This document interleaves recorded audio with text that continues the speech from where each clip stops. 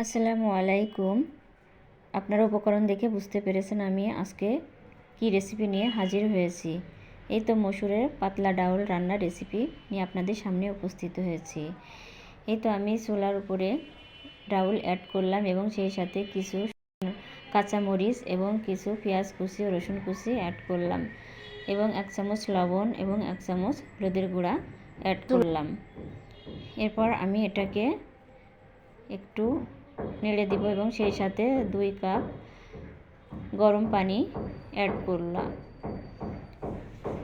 তবে আপনারা এটা গরম পানি দেওয়ার চেষ্টা করবেন, তাহলে অনেক দ্রুত এটা সিদ্ধ হয়ে আসবে। এবং এখানে এই ডাল রান্নার জন্য একটা টিপস হচ্ছে, এটা সারা রাত পানিতে ভিজিয়ে রাখবেন, তাহলে অতি দ্রুত সিদ্ধ হয়ে আসবে। আমি এটা সারা রাত পানিতে ভিজিয়ে রেখেছিলাম এবং সকালে এটা রান্না করতেছি এবং কিছুক্ষণের ভিতরে আপনাদেরকে দেখাবো কত দ্রুত আমার ডাউলটা সিদ্ধ হয়ে আসছে।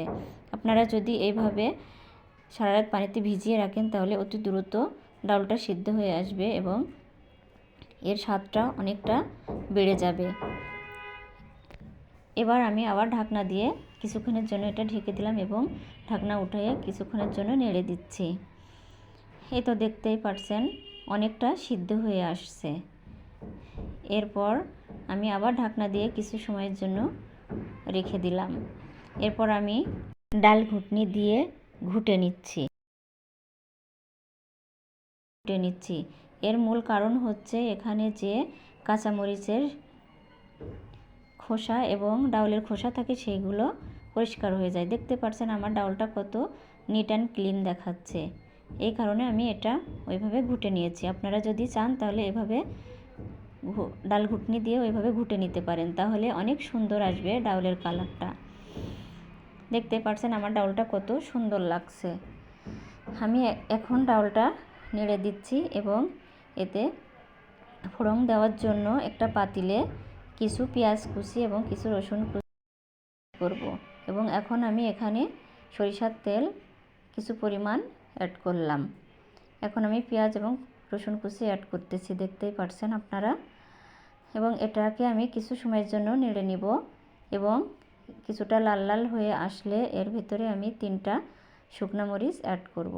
এই তো দেখতেই পাচ্ছেন আমি 3টা শুকনো মরিচ অ্যাড করলাম। এরপর কিছু সময়ের জন্য এটা আমি নেড়ে নিব এবং কিছুটা কালার আসলে আমি গোটা জিরা অ্যাড করলাম। এই তো দেখতেই পাচ্ছেন আমি গোটা জিরা অ্যাড করেছি। এরপর আমি ভাজা জিরার গুঁড়া অ্যাড করলাম। এরপর পেঁয়াজ এবং রসুনটা কালার আসলে লাল লাল হয়ে গেলে আমি এটার ভিতরে কিছুটা গরম ডাউল অ্যাড করব এবং এটাকে কিছু সময়ের জন্য ঘুটনি দিয়ে ঘুটে নিব। তাহলে অনেকটা এই যে পেঁয়াজ এবং রসুনের যে গন্ধটা সেটা অনেকটা এখানে ছেড়ে দেবে এবং ডাউলটা খেতে অনেক স্বাদ আসবে।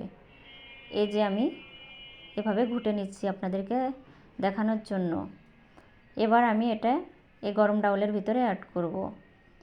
দেখতেই পাচ্ছেন আমি এটা এখানে অ্যাড করতেছি।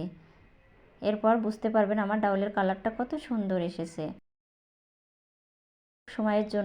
কিছু সময়ের পরে আমি এটা আপনাদের সার্ভ করে দেখাবো। পরবর্তী ভিডিও দেখার জন্য আপনাদেরকে আমন্ত্রণ জানাচ্ছি। আপনারা আমার পাশে থাকবেন। আসসালামু আলাইকুম ওয়া রাহমাতুল্লাহি ওয়া বারাকাতুহু। পরবর্তী ভিডিও দেখার জন্য আমন্ত্রণ রইল। আল্লাহ হাফেজ।